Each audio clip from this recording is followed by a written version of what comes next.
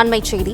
ராசிபுரம் அருகே உள்ள நாமகிரிப்பேட்டையில் தனியார் பேருந்தும் லாரியும் நேருக்கு நேர் மோதி விபத்து ஏற்பட்டிருக்கிறது. கூடுதல் விவரங்களை செய்தியாளர் பிருத்திவிராஜ் வழங்க கேட்கலாம். பிருத்திவிராஜ், வணக்கம். இந்த விபத்து குறித்து சொல்லுங்க. வணக்கம்.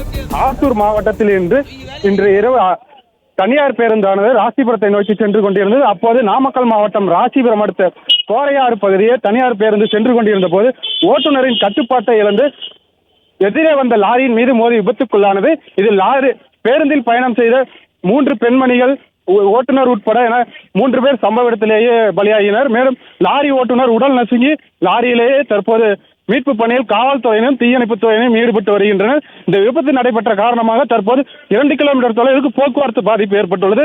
போக்குவரத்து பாதிப்பை சீர்படுத்தும் பணியில் காவல்துறையினர் ஈடுபட்டு வருகின்றனர். தற்போது முழுமையான தகவல் எத்தனை பேர் பலியாகியுள்ளார்கள் என்பது மீட்பு பணி முடிந்த பிறகுதான் தெரிய வரும் என்பது குறிப்பிடத்தக்கது.